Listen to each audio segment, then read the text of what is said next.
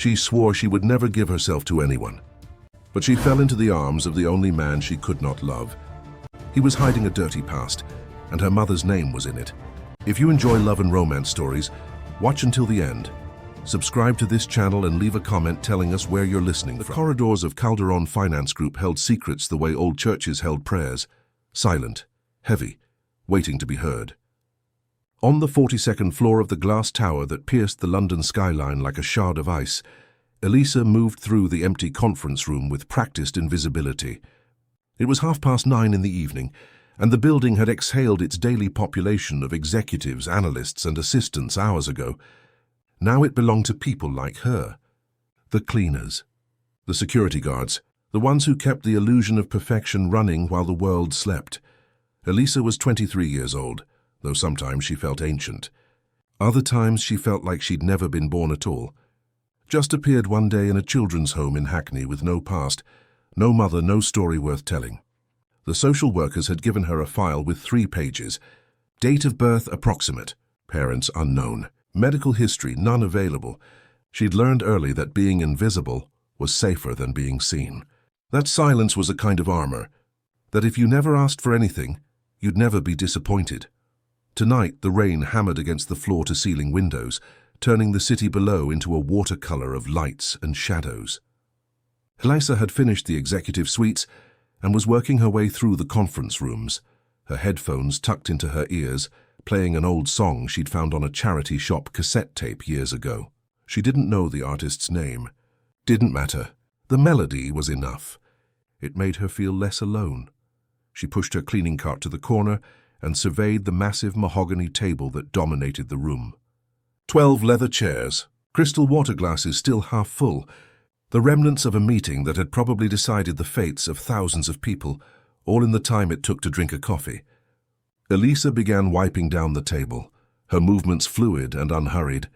She'd learned to find a kind of meditation in the work, the repetition, the transformation of dirty to clean. It was the only control she had in a life that had always felt borrowed. As the song shifted to something slower, more melancholic, Elisa closed her eyes and swayed slightly, her cloth moving in time with the music. For just a moment, she let herself imagine she was somewhere else.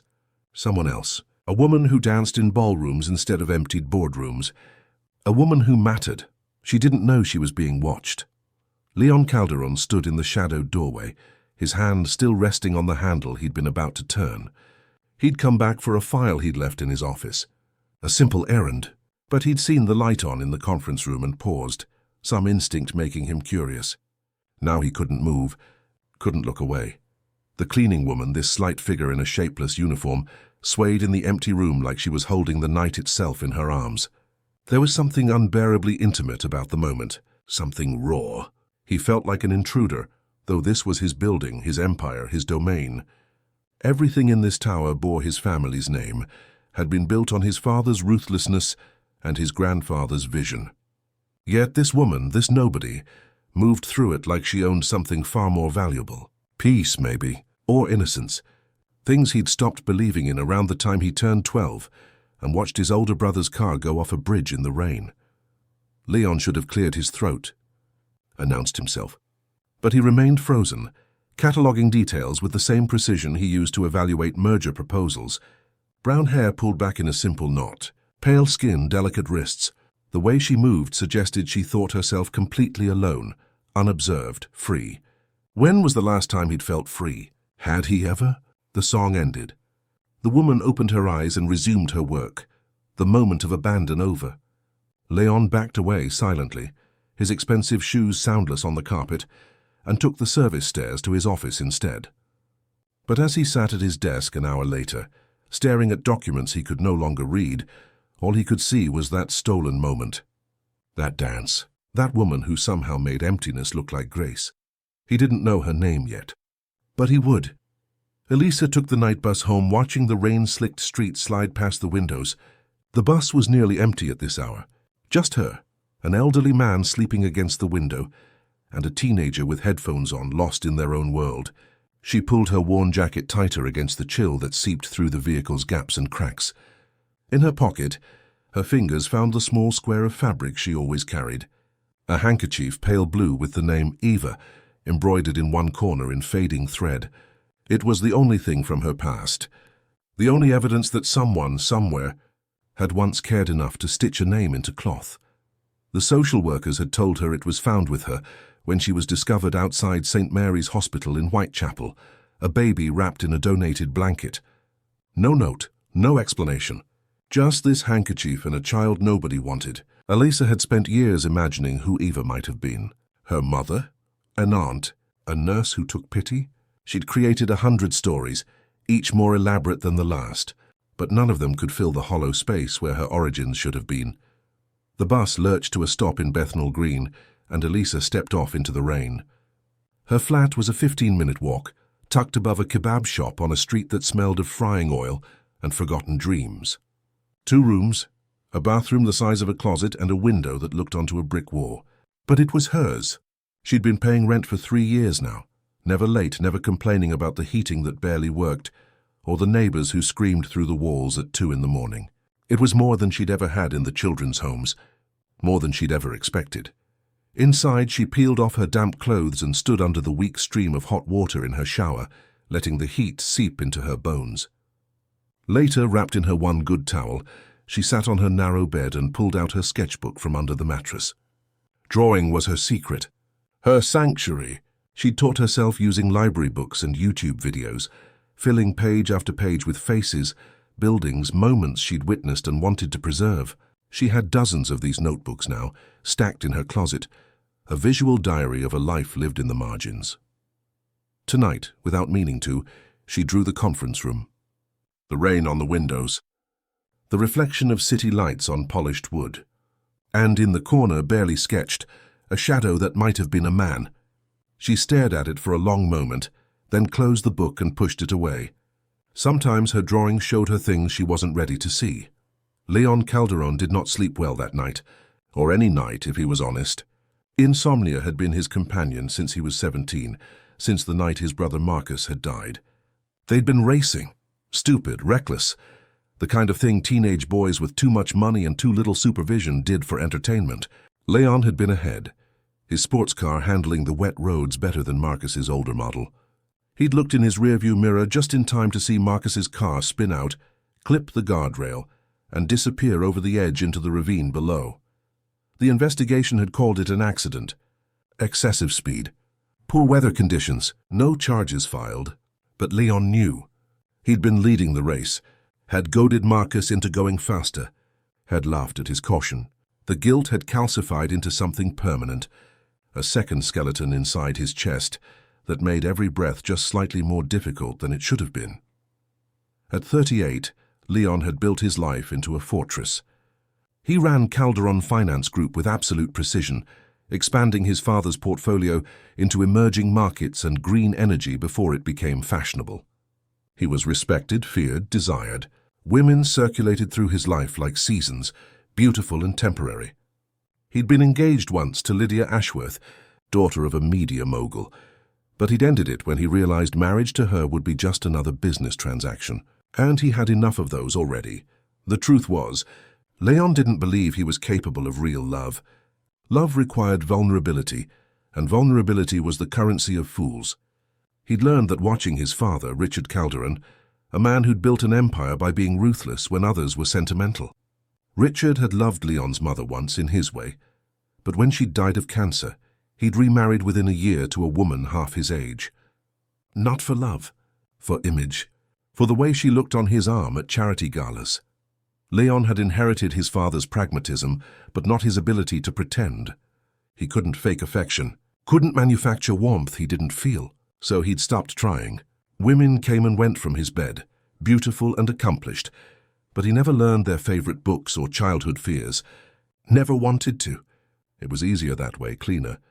Lydia, however, had not accepted the ending with grace. She remained in his orbit, still connected to Calderon Ventures through her father's investments, still appearing at events where she could stand too close and remind him of what he'd rejected. She was dangerous in the way a knife was dangerous, elegant, sharp, and capable of cutting deep when you least expected it. Leon suspected she'd never actually loved him either.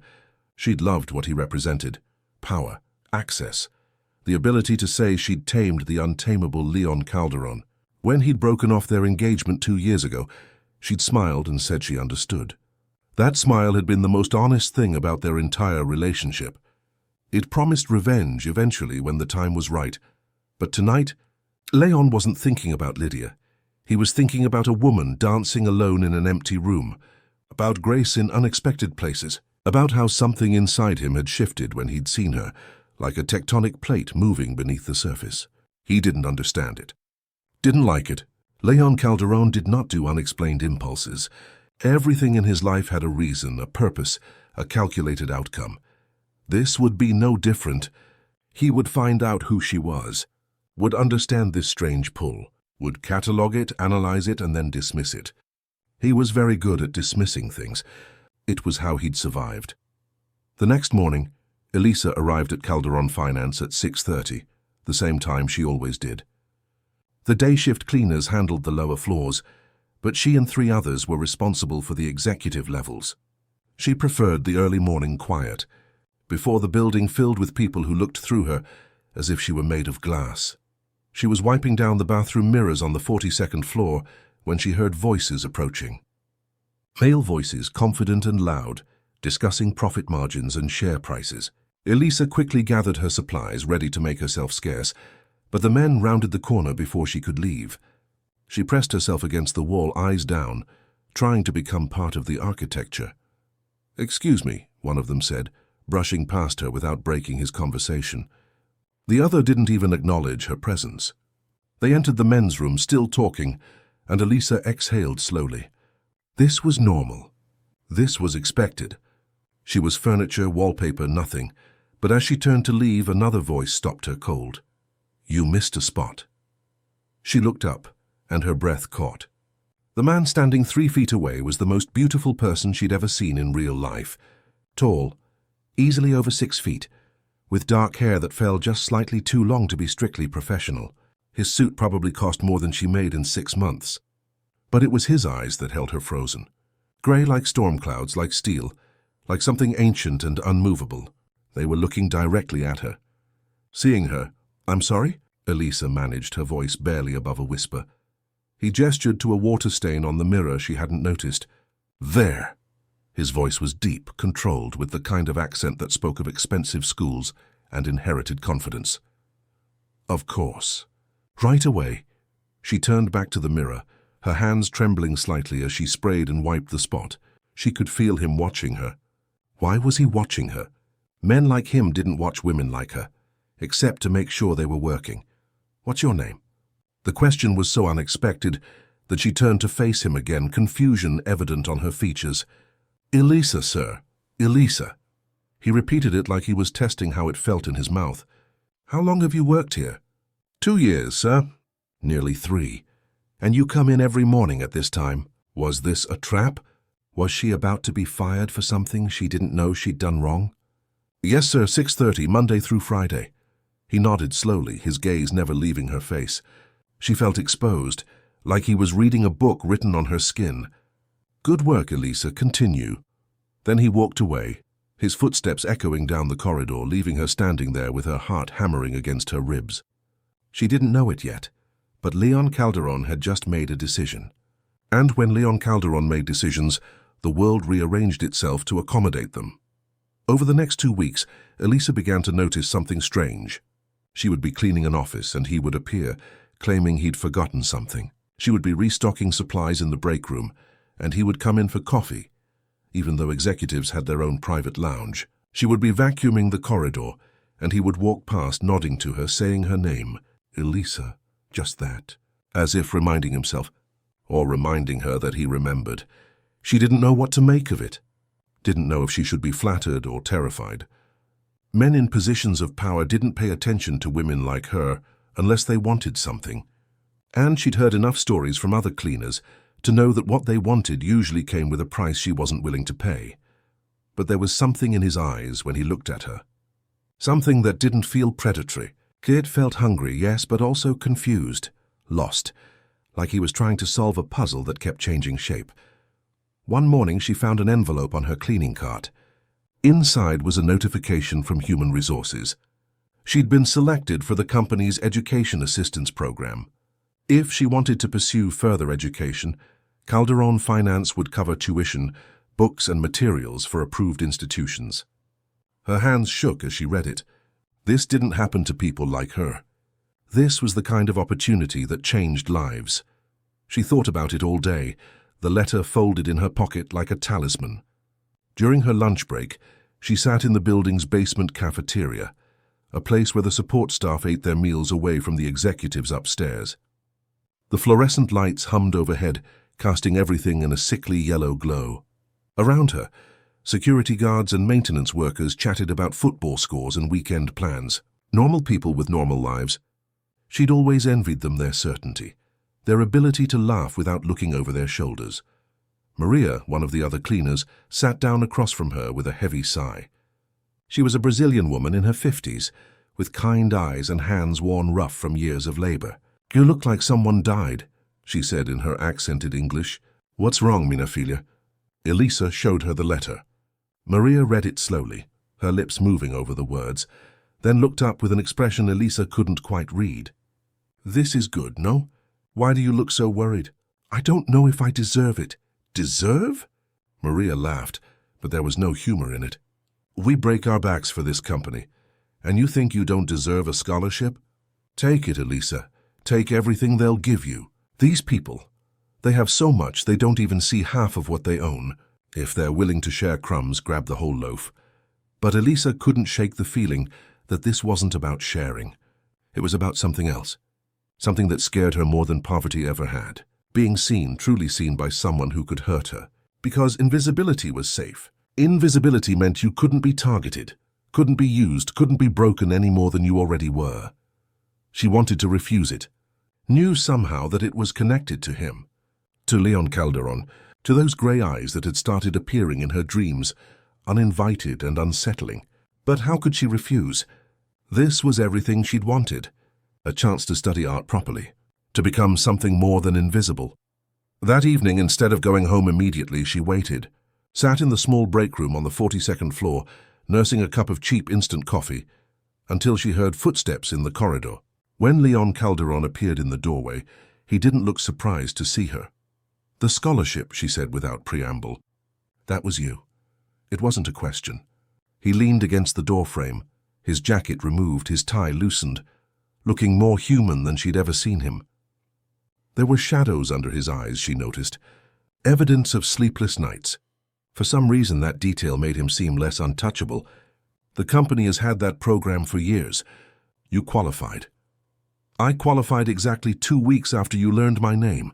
A ghost of a smile touched his lips. "Coincidence?" "I don't believe in coincidences." She stood, setting down her cup, trying to find courage she didn't know she possessed.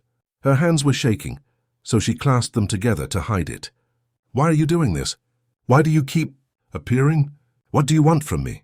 The smile faded. He was quiet for a long moment, and she watched emotions flicker across his face too quickly to name. When he finally spoke, his voice was so quiet she had to strain to hear it. "Honestly, I don't know." The admission surprised her. She'd expected denial, or some smooth corporate answer, or even crude honesty about physical desire. But uncertainty? That wasn't something men like him admitted to. "How you don't know?" she repeated slowly. He stepped into the room, and suddenly the space felt much smaller. "I saw you dancing." The words came out rough, like they'd been scraped against something sharp on their way up his throat. 3 weeks ago? In the conference room. You were listening to music, and you danced like you thought you were alone, like you were free." He stopped a few feet away from her, and she could see his hands flex at his sides, like he was fighting the urge to reach for something. "I haven't been able to stop thinking about it, about you. And I don't understand why." Elisa felt heat flood her cheeks. The memory of that moment, which she'd thought private, secret, hers, was suddenly exposed. He'd seen her, really seen her in a way that made her feel stripped bare. "I'm no one. I clean floors. I empty bins." "I'm what?" He was closer now, and she could smell his cologne, something expensive and subtle that probably had a name in French or Italian. "Rich? Powerful? Is that supposed to make me less human? Less capable of seeing something beautiful and wanting to understand it?" "Beautiful?" The word felt foreign in her mouth, like she was speaking a language she'd never learned. She'd never thought of herself that way. Plain, maybe. Forgettable.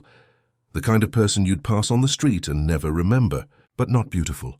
Beautiful. People had mothers who taught them how to walk, how to smile, how to take up space in the world. She'd learned to take up as little space as possible. You have no idea, do you? Leon's voice was almost angry now, edged with something that sounded like frustration. You move through this building like a ghost, and everyone treats you like you're invisible. But you're not. You're vivid. He stopped, running a hand through his hair, messing it up in a way that made him look younger, less controlled. I came back to London from New York last month. I've been running the American office for 2 years, and I forgot what it felt like to be surprised by anything. Everything was predictable, profitable, dead inside. Then I saw you, and everything became complicated. The confession hung in the air between them, heavy with implications neither of them wanted to examine too closely. Elisa felt her heart hammering against her ribs so hard she thought he must be able to hear it. Every instinct screamed that she should leave, should run back to her small flat and her careful invisibility and never let herself be seen like this again. This path led nowhere good. Men like him didn't fall for women like her, not in any way that mattered. Not in any way that lasted beyond curiosity or novelty or whatever this was, but she couldn't move. Couldn't look away from those storm cloud eyes that held something that looked almost like desperation, like he was drowning and didn't know how to ask for help. She recognized that look, had seen it in her own mirror often enough. The look of someone trapped in a life that fit perfectly, but felt all wrong. Take the scholarship, he said quietly, and there was something pleading in his tone that hadn't been there before. Study art, become what you're meant to become. It's not charity. It's not manipulation. He trailed off, searching for words. It's just recognizing potential that no one else has bothered to see. Can you accept that? Elisa wanted to say no, wanted to protect herself from whatever this was, this dangerous thing taking shape between them. She'd spent her entire life building walls, learning to need nothing from anyone because needing meant hoping, and hoping meant disappointment. But here was a man, this impossible man, offering her a chance to be something more than invisible. Even if his motives were unclear, even if this terrified her more than anything had in years, why does it matter to you? She asked instead of answering. If I take it or not, why do you care? He looked at her for a long moment, and she saw something crack in his expression, something raw and undefended, because I've forgotten what it feels like to care about anything. And when I saw you dancing, I remembered. For just a moment, I remembered what it felt like to be alive. He stopped, shook his head. I don't need anything. But I want you to have this chance. That's all. It wasn't all. They both knew it. But it was enough for now. Enough to make her say the word that would change everything. Okay. Leon closed his eyes briefly, and she watched relief wash over his features like a wave. When he opened them again, they held something that looked like triumph and regret in equal measure, like he'd won something he wasn't sure he should have wanted. Good. He left then, and Elisa remained standing in the break room, her coffee gone cold, her world tilted on an axis she didn't understand. She didn't know that Leon had returned to his office and sat in the dark for 2 hours, trying to name the feeling in his chest. Didn't know that he'd pulled out his phone 3 times to text her, then stopped, unsure what to say. And she certainly didn't know that in another part of London, in a penthouse overlooking Hyde Park, Lydia Ashworth was scrolling through security footage from Calderon Finance Group.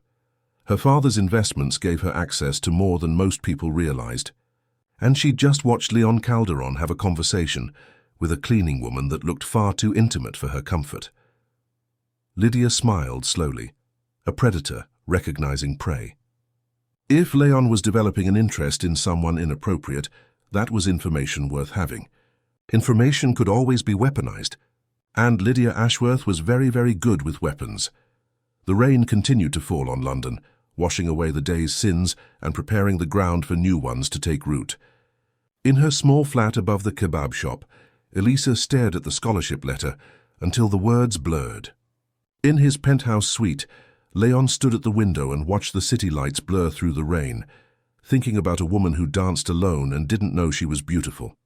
And somewhere between them, In offices and apartments and darkened streets, the machinery of fate began its terrible work, pulling together threads that should never have touched, weaving a story that would destroy everything before it could become beautiful. But for now, for this one moment suspended between breath and consequence, two people who should never have seen each other were caught in the gravity of something neither could name or control. And in the silence of the night, the city held its breath and waited to see what would break first. The weeks that followed moved like water over stone, slow but relentless, wearing away at the careful barriers both of them had built. Elisa enrolled in evening classes at Central St. Martin's, one of the most prestigious art schools in London. The first night she walked through those doors, she felt like an imposter. Everyone around her seemed to speak a language she'd never learned, throwing around names of artists and movements and theories with casual confidence. She sat in the back of the studio, her second-hand sketchbook open on her lap, and wondered if she'd made a terrible mistake. But then the instructor, a woman named Sophia Chen with paint-stained hands and silver streaked through her black hair, stopped beside Elisa's desk and looked at her preliminary sketches. The ones she'd done on the bus ride over, quick studies of faces she'd seen, moments she'd captured. Sophia was quiet for a long time, her finger tracing the lines of a portrait Elisa had drawn of Maria, the Brazilian cleaner, her face caught in profile. Exhausted and beautiful. You see people, Sophia said finally. Not what they want you to see, what they actually are. That's rare. That's valuable. Don't lose that. Elisa had gone home that night and cried for the first time in years. Not sad tears, something else. Something that felt dangerously close to hope. At Calderon Finance, the dynamic had shifted in ways both subtle and profound. Leon no longer manufactured excuses to appear in her path. Instead, he seemed to be everywhere naturally, as if the building had rearranged itself to ensure their orbits intersected. They would pass each other in corridors and he would nod, say her name. Elisa, just that. But the way he said it made her name sound like something precious, something worth remembering. Sometimes, late in the evening when she was finishing her shift, she would find small things left in places only she would notice. A book on modern art history, tucked beside the cleaning supplies on the 42nd floor. A gift card to the art supply store near her flat, slipped into the pocket of her uniform. Once, a note in handwriting she didn't recognize, but somehow knew was his. You're doing well. Keep going. She kept that note folded in her sketchbook, though she told herself it meant nothing. They didn't speak much. That first conversation in the break room had established something between them that felt too fragile to examine directly. But the silence was full of weight, full of things neither of them knew how to say. He was her employer, technically, though they existed in different universes within the same building. She was still invisible to everyone else. Still the cleaner, still nothing. But to him, she was becoming something she couldn't name, and that terrified her more than poverty, more than loneliness, more than any of the concrete fears that had shaped her life. Because what terrified Elisa most was intimacy. Not the physical kind, though that scared her too, but the deeper intimacy of being known, of letting someone see the broken places inside her, and trusting they wouldn't use that knowledge as a weapon. She'd never been touched with affection, never been held, never even been kissed. At 23, in a world where sex was everywhere, where people connected and disconnected with casual ease, she was an anomaly, a virgin, not because of religious conviction or outdated morality, but because she'd never felt safe enough to let anyone that close. The nightmares were part of it. They'd plagued her since childhood, vivid and terrible. In them she was always running through fire, hearing a man's voice screaming for forgiveness, smelling smoke and something else. Something chemical, something wrong. The dreams left her gasping awake, her sheets soaked with sweat, her heart racing. The social workers had sent her to therapists over the years, but no one could explain them. Trauma from abandonment, they'd said, the mind's way of processing loss. But they felt too specific to be metaphors. They felt like memories. Leon Calderon had his own demons, though he wore them differently. He functioned, excelled even, but the insomnia was getting worse. He would lie in his king-sized bed in his penthouse overlooking the Thames and watch the hours tick by on the ceiling, his mind circling the same old wounds. Marcus. The crash. The guilt that never faded, no matter how much success he accumulated. His therapist, A mild-mannered man named Dr. Patel, who Leon saw twice a month because it was expected of executives under high stress, had suggested the insomnia was rooted in his refusal to forgive himself. "So you were 17, Dr. Patel would say in his calm, infuriatingly patient voice. "It was an accident. You've punished yourself for 20 years. When will it be enough?" Never, Leon thought but didn't say. It would never be enough because Marcus was still dead, and he was still alive, and that fundamental injustice couldn't be balanced by any amount of success or suffering. But lately, something had changed. On the nights when he saw Elisa before leaving the office, when they passed in a corridor and her eyes met his for just a second before she looked away, he found he could sleep for a few hours. Not peacefully, never that, but sleep nonetheless. It was as if her presence in his world created some small breach in the wall of his insomnia, let in just enough light to make the darkness bearable. He didn't understand it, didn't particularly want to understand it. Leon had spent his adult life avoiding anything that required emotional vulnerability. Love, real love, was for people who hadn't learned yet that caring deeply only gave the world more ways to hurt you. He'd thought he was immune, had built his life around that immunity, but Elisa moved through his carefully constructed world like a crack through ice, and he could feel everything beneath starting to shift. It was dangerous. She was dangerous, not because of anything she did, but because of what she made him want. Things he'd stopped wanting years ago.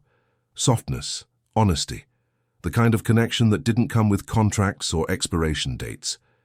His father noticed the change, though Leon tried to hide it. Richard Calderon had always been sharp, but lately the sharpness was turning inward. He was 73 now, and while he still came to the office 3 days a week, there were moments when his mind would drift. He'd forget meetings, repeat himself, call Leon by his brother's name. The doctors said it might be early-stage dementia, but Richard refused further testing. "I don't need a diagnosis to tell me I'm getting old," he'd said with characteristic bluntness. One afternoon, Leon was reviewing quarterly reports in his office when his father appeared in the doorway without knocking. Richard Calderon was still an imposing figure, tall and lean with white hair, and eyes the same grey as Leon's, but there was something uncertain in his expression that Leon had never seen before. "There's a girl," Richard said without preamble. Leon looked up, his guard immediately rising. "Excuse me?" "The cleaner." "Brown hair, young, you've been watching her." It wasn't a question. Leon set down his pen carefully, buying time to control his expression. "I don't know what you're talking about." Richard walked into the office and sat in one of the leather chairs across from Leon's desk, moving with the deliberate care of someone who no longer trusted their body completely.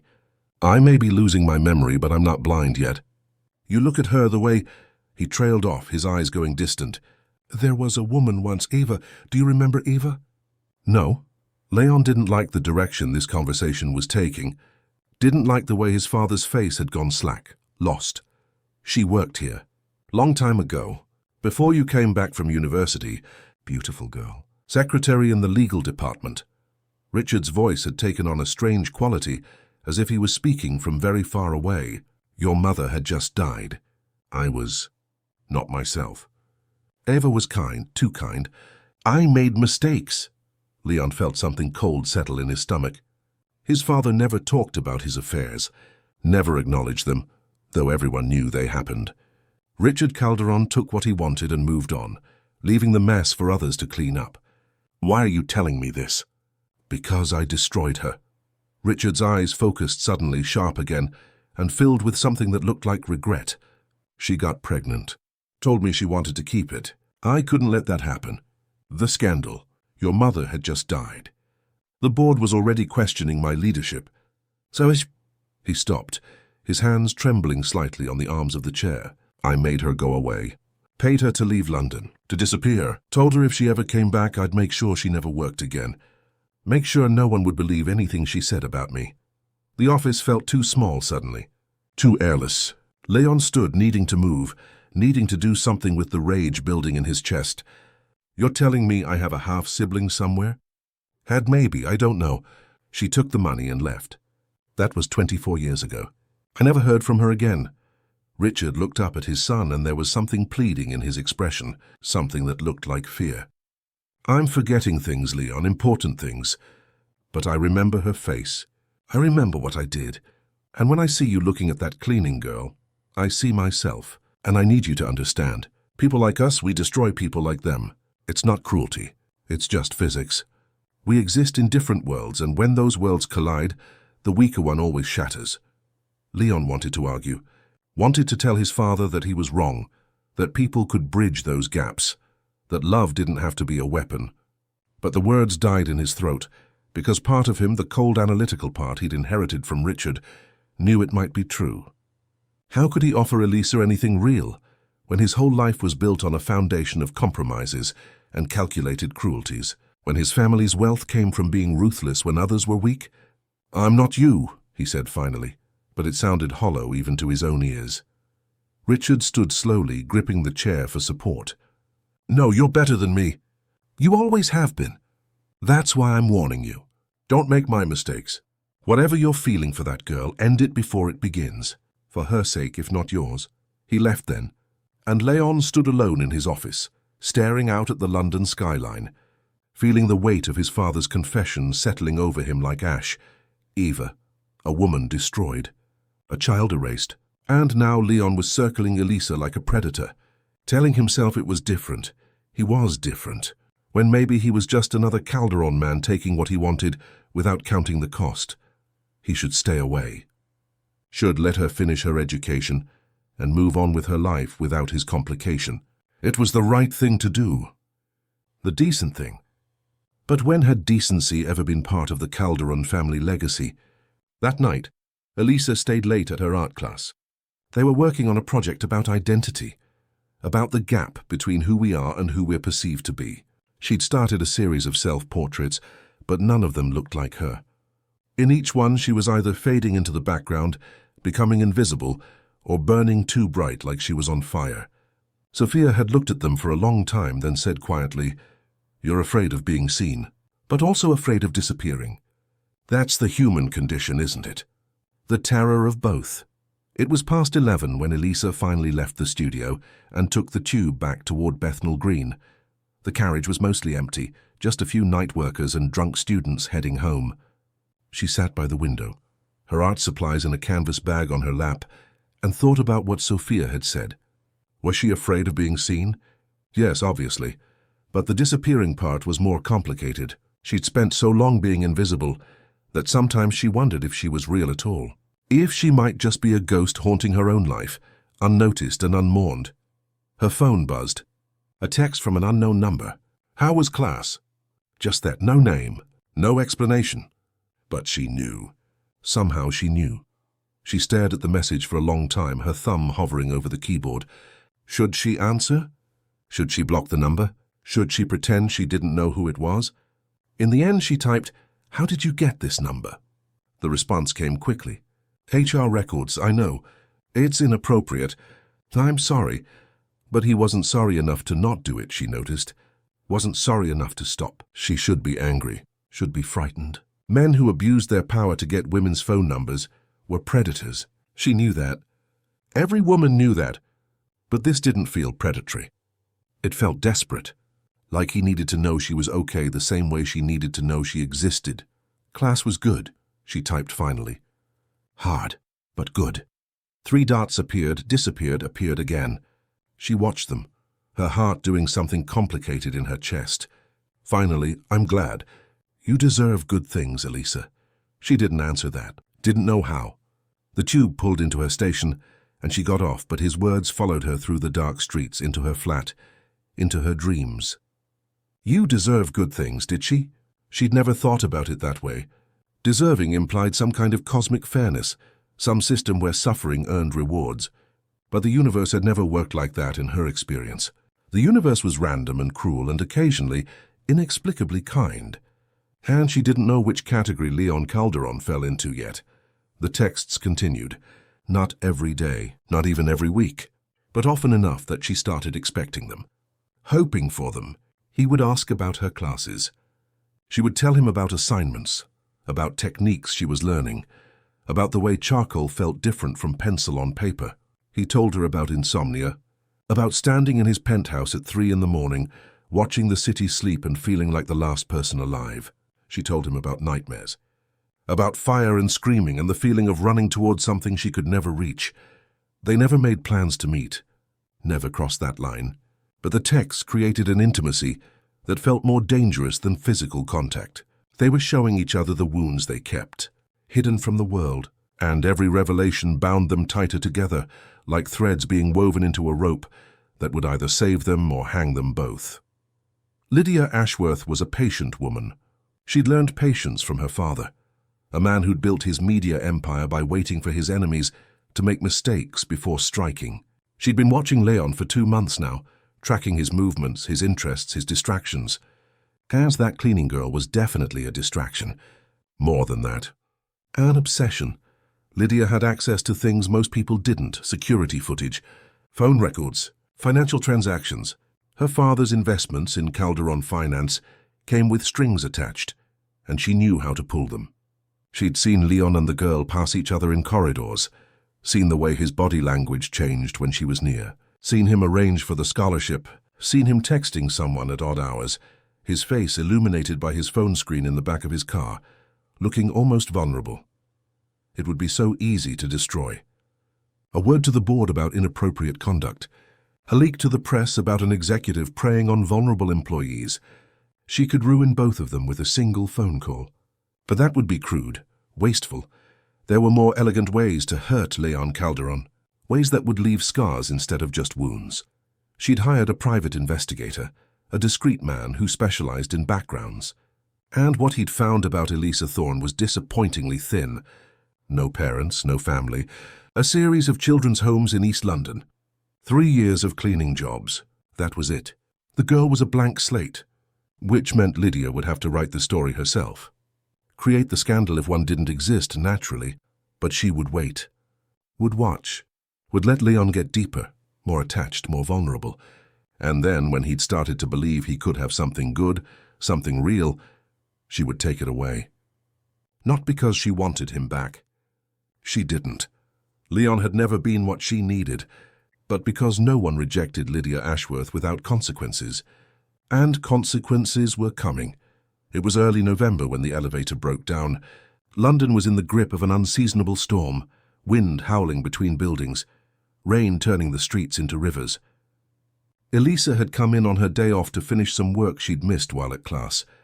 She'd told Leon she would be there, and he'd texted back a simple "be careful," as if the weather could hurt her worse than life already had.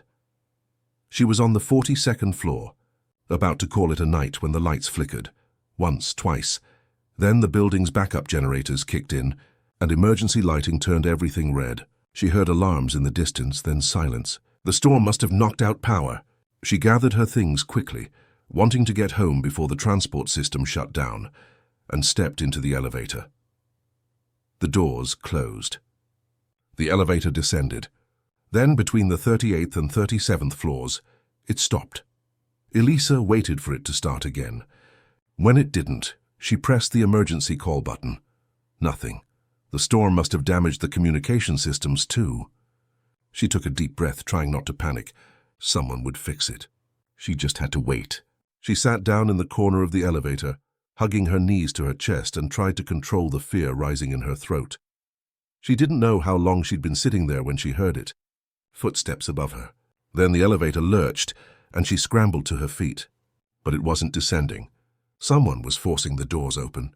She heard metal scraping against metal, heard a voice calling out. "Elisa! Are you in there?" Leon.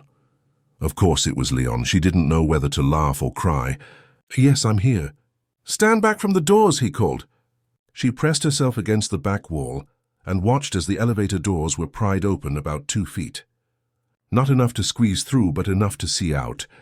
The elevator had stopped between floors, the gap showing the concrete foundation of the building and a sliver of the floor above.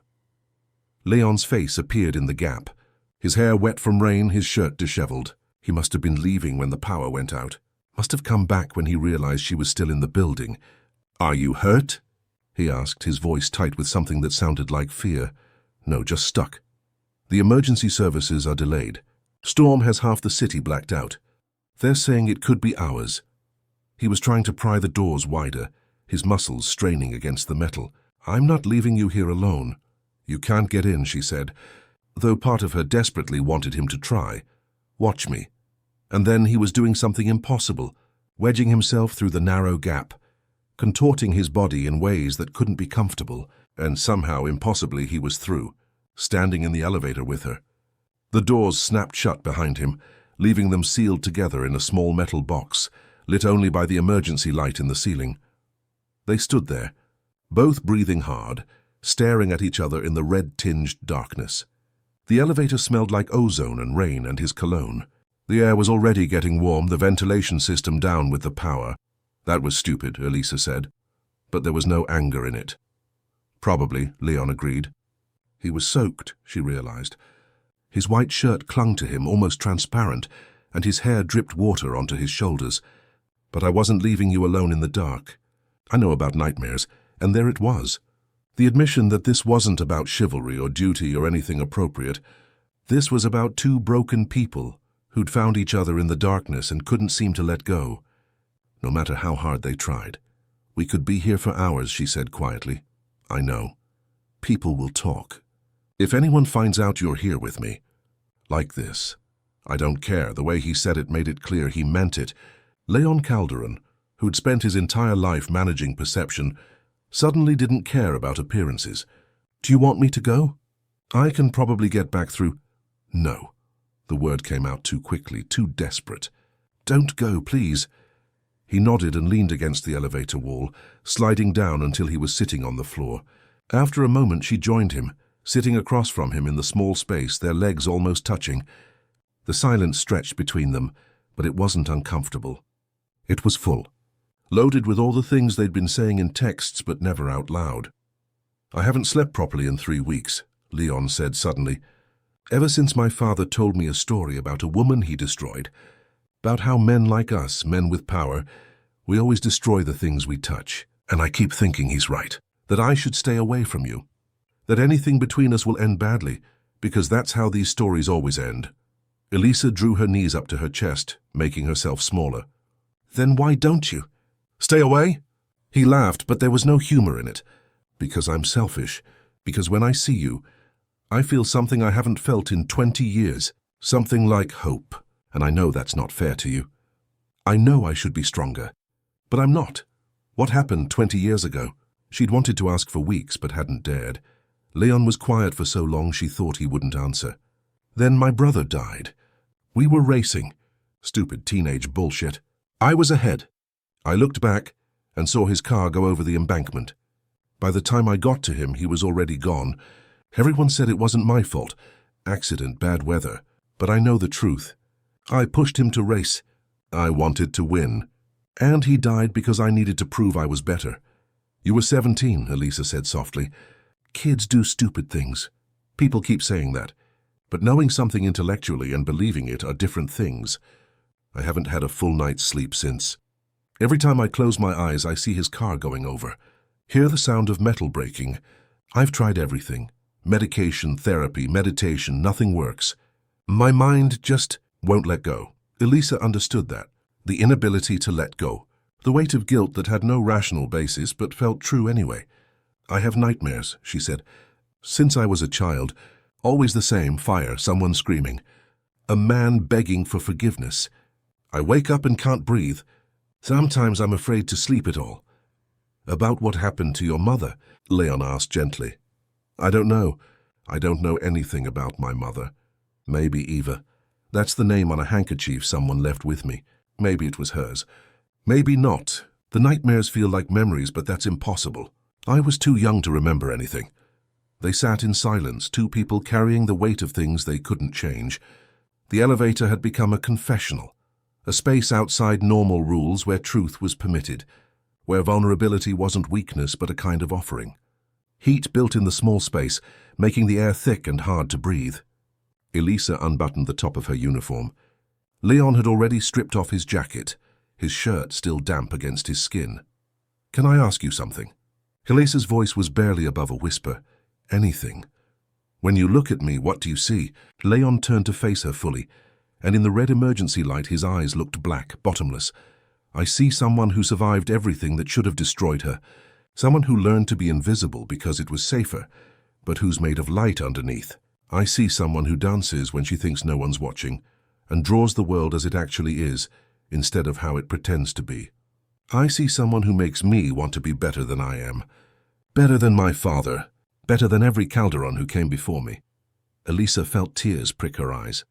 No one had ever seen her like that. No one had ever looked past the exterior to find something valuable. "I've never been touched," she said suddenly. Not with affection.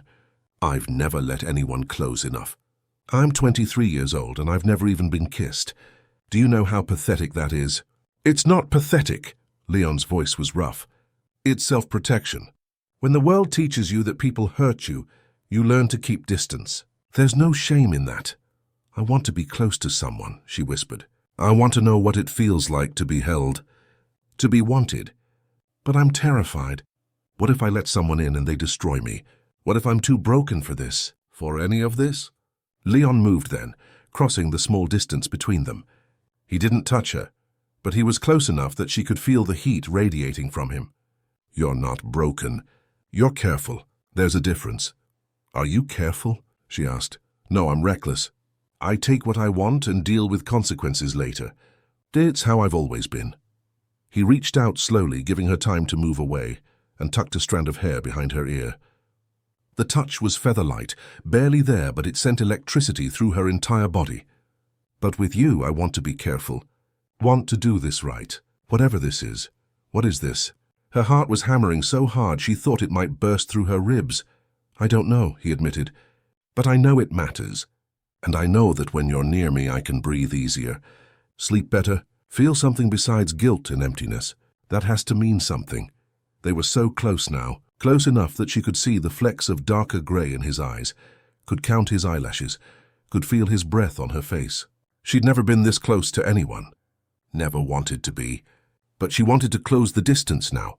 Wanted to know what his mouth tasted like, what it felt like to be held against his chest, what it meant to surrender to desire instead of fear. I'm afraid, she whispered, of me. Thought of this, of wanting something I don't know how to have, of being hurt. I would never hurt you, Leon said, and she could hear the conviction in his voice, the promise. But she also heard what he didn't say, the caveat, that he wouldn't hurt her intentionally. But intention didn't always matter. Sometimes people destroyed each other just by being who they were. Kiss me, she said. Not a question. A request. An offering. Please. Before I lose my courage. Leon cupped her face in his hands, his palms warm against her skin. He moved slowly, carefully, giving her every chance to change her mind. But she didn't. She closed her eyes and leaned in, and when their lips met, the world caught fire. It was nothing like she'd imagined. Wasn't awkward or uncomfortable or frightening. It was warm and soft and tasted like rain and something darker, something that made her want to press closer, to open her mouth against his, to learn the language of desire she'd never been taught. Leon kissed her like she was precious, like she might break. His hands were gentle in her hair, on her jaw, cradling her like she mattered, like she was worth protecting. When they finally broke apart, both breathing hard, she opened her eyes and found him staring at her with an expression she'd never seen before. Wonder, awe, hunger, all mixed together into something that should have scared her but didn't. That was my first kiss, she said, unnecessarily. I know, his thumb traced her lower lip. Thank you. For what? For trusting me with it. With you. He kissed her again, deeper this time, and she felt something unlock inside her. Some door she'd kept bolted shut suddenly swinging open to let in light and air and the terrifying possibility of connection. They stayed like that for a long time, trading kisses in the red darkness, learning the shape of each other. When the elevator suddenly lurched back to life 3 hours later and began its descent, they pulled apart reluctantly. By the time the doors opened on the ground floor, revealing a team of maintenance workers and building security, they'd put distance between them again. Proper distance, professional distance. But something fundamental had changed. Some line had been crossed that couldn't be uncrossed, and somewhere in the building, on hidden cameras that weren't supposed to be active during power outages, a private security system captured everything, Footage that would soon find its way to Lydia Ashworth's desk. Ammunition for the war she was preparing to wage. But for now, walking out into the rain-washed London night, neither Leon nor Elisa were thinking about consequences. They were thinking about the moment when the world had narrowed to just the two of them, suspended between floors, suspended between the lives they'd had and the life they might build together. Thinking that maybe, possibly, despite everything, they'd found something worth fighting for. Even if that fight would cost them everything. The morning after the elevator, Elisa woke with her lips still tingling. She touched them gently, as if she could recapture the sensation of Leon's mouth on hers, the way he'd held her face like she was something precious. It felt like a dream, like something her lonely mind had conjured to fill the empty spaces. But her uniform still smelled faintly of his cologne, proof that it had been real, that for 3 hours, suspended between floors, she'd been someone worth wanting. She called in sick to work, couldn't face the building yet, couldn't walk those corridors knowing everything had changed. Her supervisor, a perpetually harried woman named Janet, sounded suspicious but didn't push. Elisa spent the day in her flat, sketching obsessively, page after page filled with hands. His hands, the way they'd cupped her face, the way his fingers had threaded through her hair. She was supposed to go to class that evening, but couldn't make herself leave. Couldn't make herself do anything except replay those hours over and over in her mind. Her phone buzzed late afternoon. Leon, just one word. Okay? She stared at the message for 10 minutes before typing back. Yes, you? No. Then another message. Can't stop thinking about you. It's affecting my ability to function. I had a meeting with investors this morning and couldn't remember what we were discussing. This is not like me. Despite everything, she smiled. There was something endearing about his confusion, about this powerful man being undone by a kiss. What are we doing? She typed. The response took longer this time. She watched the 3 dots appear and disappear multiple times before his answer came. I don't know. But I know I want to see you again. Not at work. Somewhere else. Somewhere we can talk. Really talk. Would you have dinner with me? Elisa's heart lurched. Dinner, a date. The kind of thing normal people did, but which felt impossibly complicated for them. People will see. Not where I'm thinking. Trust me? That was the question, wasn't it? Did she trust him? She barely knew him. Knew only the fragments he'd shared in texts and confessions in the dark. But somehow, inexplicably, the answer was yes. Okay. Tomorrow night. I'll pick you up at 7. Send me your address. She sent it, then immediately regretted it. He would see where she lived. Would see the kebab shop and the graffiti-stained walls and the reality of her poverty. Would understand exactly how vast the gap between their worlds was. But it was too late to take it back. Leon stared at the address on his phone and felt something twist in his chest. Bethnal Green. He'd driven through that area once, years ago, and been struck by how different it was from his world. How the same city could contain such extremes. He'd given money to charities that worked in East London, substantial amounts, but it had always been abstract. Numbers on a check. Now Elisa's face was attached to that geography, and the abstraction became unbearably concrete. He should end this, should recognize that his father was right, that people from different worlds couldn't bridge the gap without someone getting destroyed. But he couldn't make himself care about should. All he could think about was the way she'd looked at him in the elevator, the vulnerability in her eyes when she'd asked him to kiss her, the taste of her mouth, the sound she'd made when he'd deepened the kiss, half surprise, half surrender. He'd been with many women, beautiful, accomplished women who knew the rules of the game, who understood that sex was recreation, pleasure without attachment, but none of them had ever made him feel what he'd felt in that elevator. Like he was standing at the edge of something vast and terrifying, like he might actually be capable of the kind of connection he'd stopped believing in. His phone rang. Lydia. He considered not answering, then decided that would only make things worse. She had a predator's instinct for weakness. Leon, darling, it's been too long since we've talked properly. Her voice was honey over glass. I've been busy, Lydia. What do you need? So direct. I always loved that about you. Most men play games. You just cut through the bullshit. A pause. I'm having a small gathering this weekend. Some people from the arts community. Thought you might be interested. Bring a date if you'd like. Leon's instincts prickled. Lydia never did anything without purpose. Why would I be interested in the arts community? Oh, didn't you know? Your company's scholarship program has been making quite an impact. Several recipients from underprivileged backgrounds are making names for themselves. It's wonderful PR, really. Shows that Calderon Finance cares about more than just profit margins. There it was, the knife hidden in the kind words. She knew. Somehow she knew about Elisa. I'll check my schedule, he said neutrally. I'd hate for you to miss it. There's someone I particularly want you to meet. A young artist. Quite talented, very authentic. Another pause pregnant with meaning. So I think you two would have a lot to discuss. After she hung up, Leon sat in his office staring at nothing. Lydia was circling. That gathering was a trap of some kind. But for him or for Elisa or both? He needed to warn Elisa. Needed to prepare her for the fact that they were being watched, that Lydia would use any weakness against them. But how did you tell someone that the simple act of being with you made them a target? He called his head of security, Marcus Chen, a former military intelligence officer, who'd been with Calderon Finance for 5 years. I need you to look into something discreetly. Very discreetly. Of course, Mr. Calderon. Lydia Ashworth, I want to know what she's been doing the last 2 months. Who she's meeting with, what she's paying for, everything. There was a slight pause. May I ask what this is concerning? No, but I need the information within 24 hours. Understood. Leon ended the call and looked out at the London skyline. Somewhere out there, Lydia was planning something, and somewhere else, Elisa was probably drawing in her sketchbook, unaware of the danger circling her. He'd promised not to hurt her. But the truth was, just by wanting her, he'd already put her in harm's way, because predators always targeted the vulnerable, and nothing made you more vulnerable than being cared for by someone powerful. The next evening, Leon drove himself to Bethnal Green. No driver, no witnesses.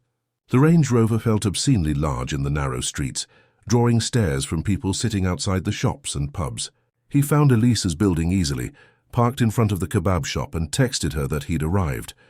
She appeared 2 minutes later, and his breath caught. She was wearing a simple black dress. Nothing expensive, but on her it looked perfect. Her hair was down for the first time, falling in soft waves around her face.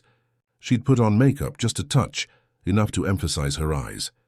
She looked nervous and beautiful, and so painfully young that he felt a surge of self-hatred. What was he doing? She was 23. He was 38. She cleaned floors for a living. He ran a financial empire. Every rational part of his brain screamed that this was wrong. But then she smiled at him, shy and uncertain, and rationality ceased to matter. He got out and opened her door, the gesture automatic. She slid into the passenger seat, looking around the leather interior with wide eyes. "This is nicer than my flat," she said, then immediately looked embarrassed. "Sorry, that was true," he finished, "and nothing to apologize for." He pulled back into traffic, heading west. "You look beautiful," she flushed. "You don't have to say that. I know. I'm saying it because it's true. You always look beautiful, but tonight especially." They drove in silence for a while, the city streaming past the windows. Leon had chosen a restaurant in Notting Hill, a small Italian place he knew that had private dining rooms. Somewhere they could talk without being observed. Somewhere that felt like neutral ground, though he knew there was no such thing. Everywhere they went, his privilege followed like a shadow. The restaurant owner, Paolo, greeted Leon like an old friend and showed them to a small room in the back. Candles on the table, wine already breathing, soft music playing from hidden speakers. It was romantic in a way that felt almost aggressive, and Leon wondered if he'd made a mistake. Was this too much, too fast? But Elisa looked around with something like wonder. "It's beautiful," she said softly.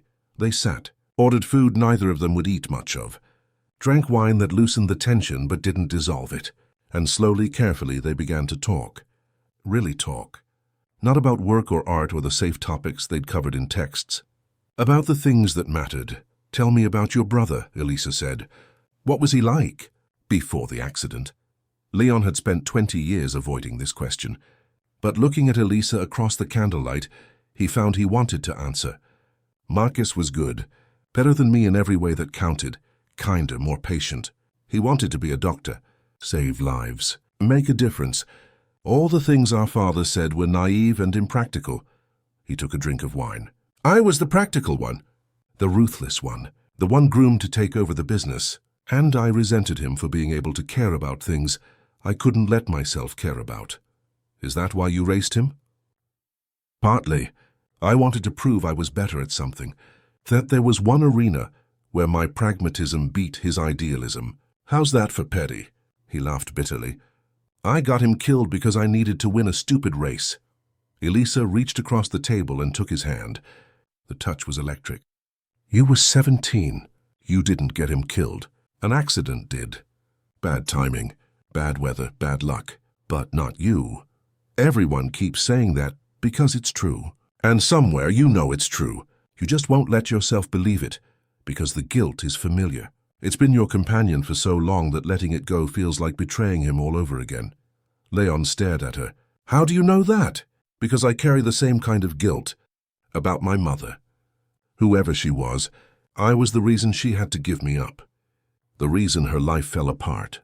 If I'd never been born, she might have been okay, might have been happy. Instead, she left me outside a hospital and disappeared. And I can't forgive myself for existing. That's not your fault. I know intellectually, but knowing and feeling are different things, aren't they? She squeezed his hand. We're both carrying things we can't put down. Maybe that's why we found each other. Two broken people recognizing the cracks. They talked through dinner, through dessert, through multiple bottles of wine. Leon told her about his father's dementia, about the confession about Eva, about the fear that he was doomed to repeat his father's mistakes. Elisa told him about the nightmares, about waking up gasping with the smell of smoke in her nostrils, about the handkerchief with Eva's name that she carried everywhere. Eva, Leon repeated slowly. The name hung between them, loaded with implications neither wanted to examine too closely.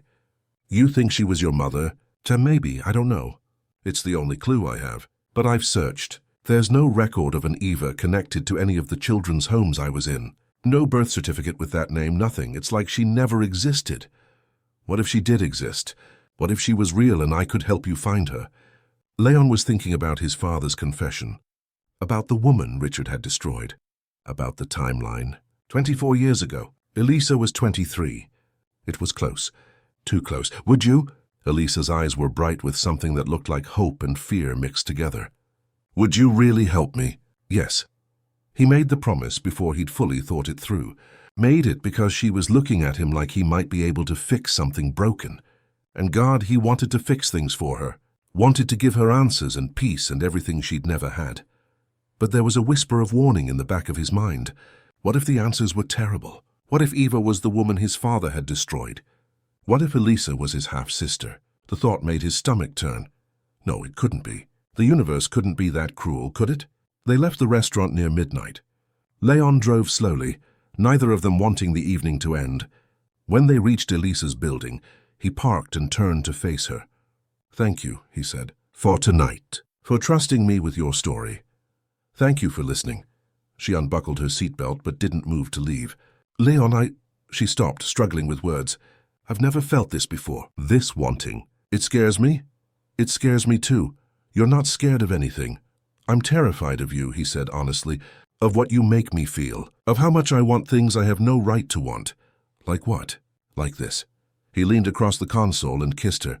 Slower than in the elevator. Deeper. She made a small sound and reached for him, her fingers tangling in his hair. The kiss turned hungry, desperate. When they finally broke apart, both breathing hard, Leon rested his forehead against hers. Come home with me. Elisa went very still. Leon, I know it's fast. I know you've never... He stopped, tried again. I'm not asking for sex. I'm asking for time, to fall asleep next to you, to wake up with you there, to prove that this is more than just physical. Can you trust me with that?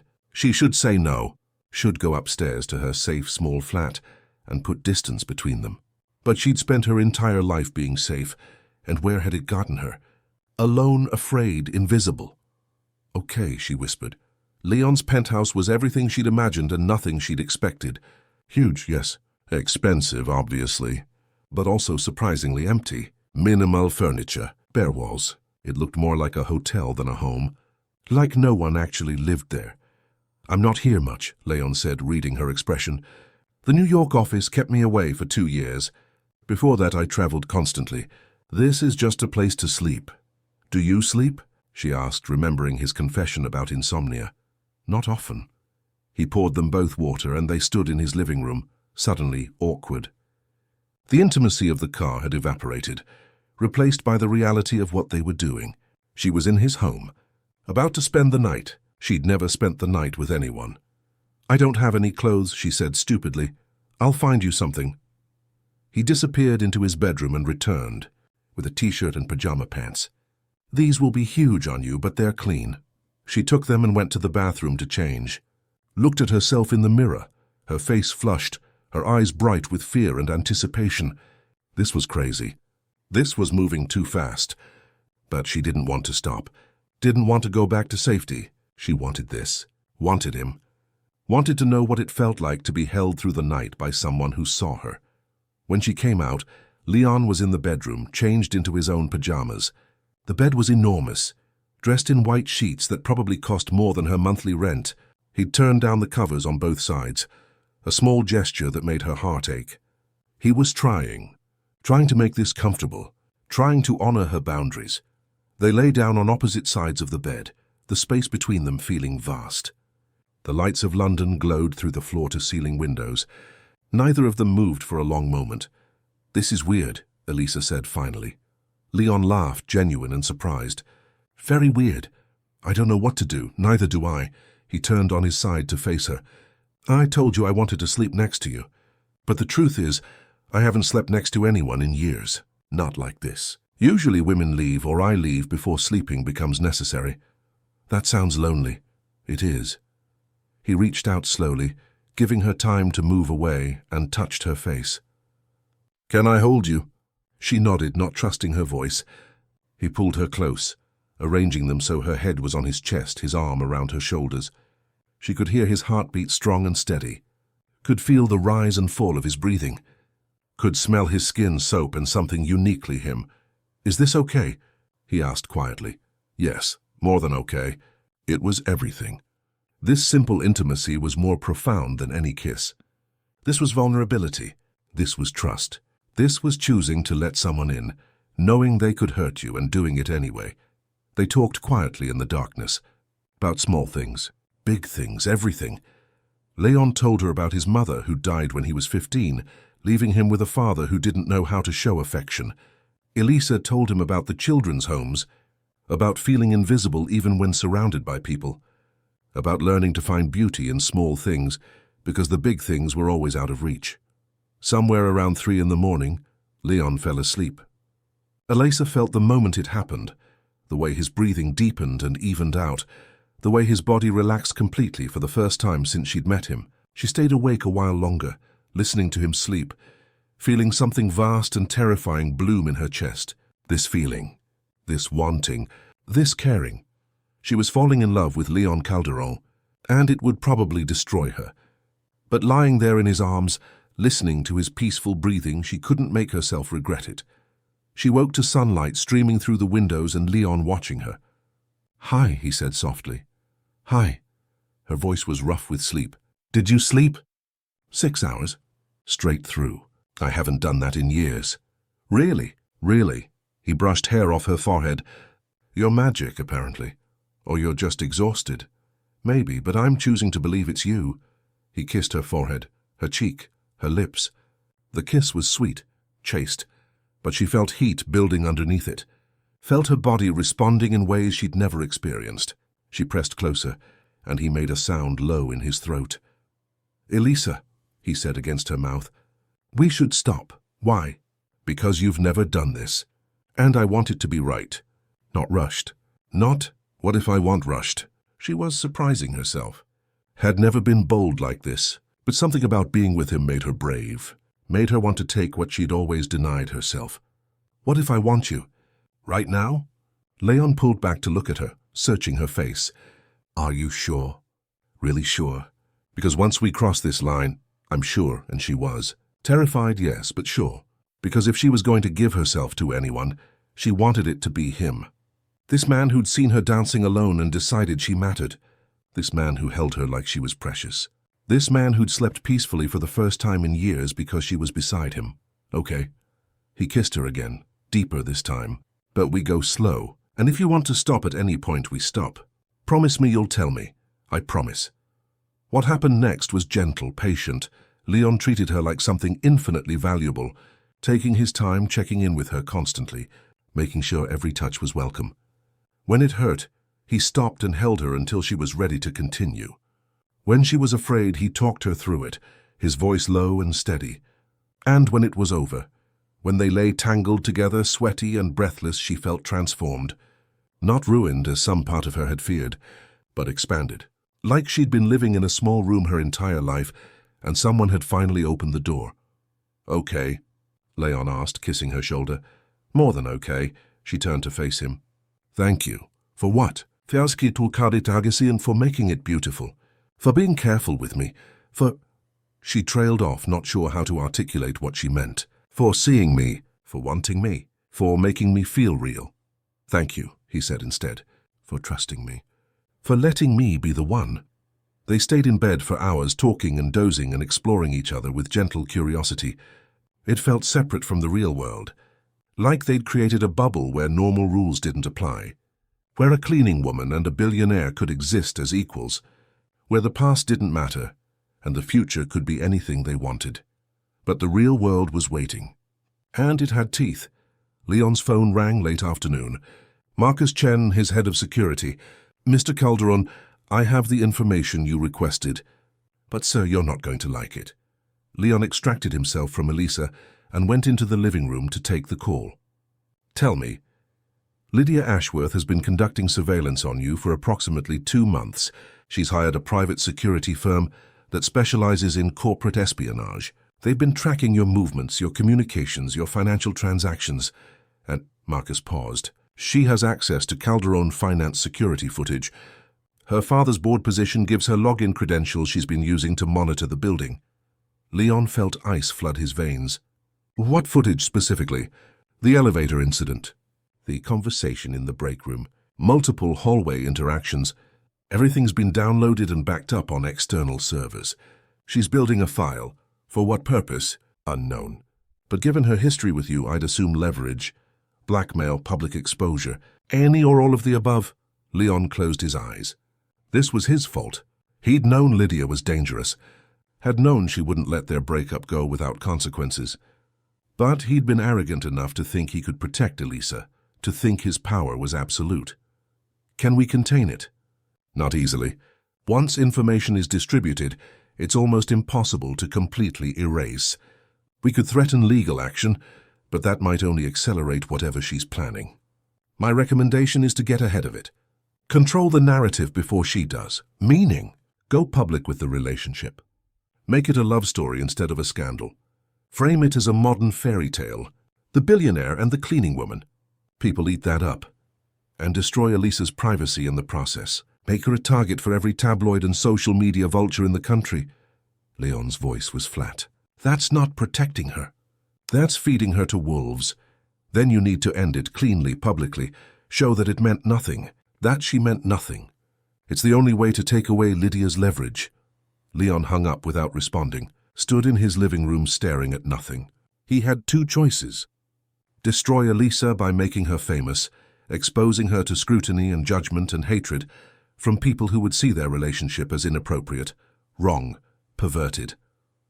Or destroy her by pushing her away, making her think she'd meant nothing, breaking her heart to save her reputation.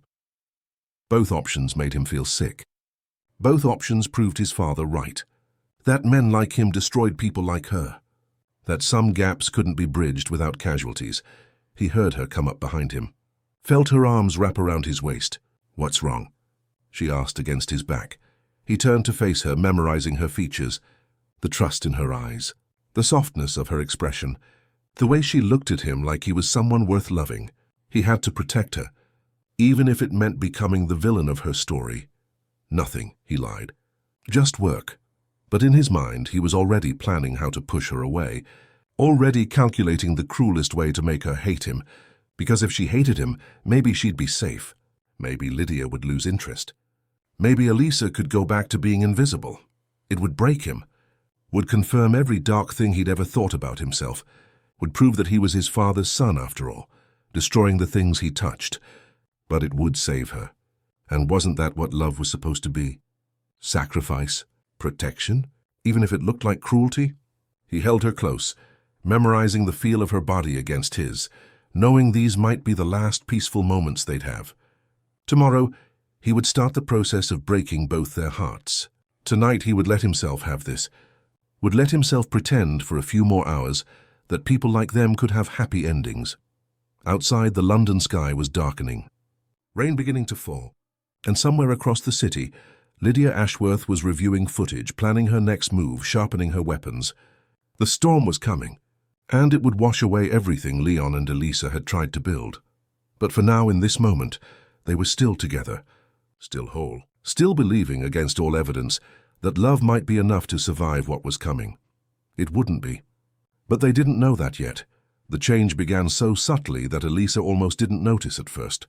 Leon's texts became shorter, less frequent.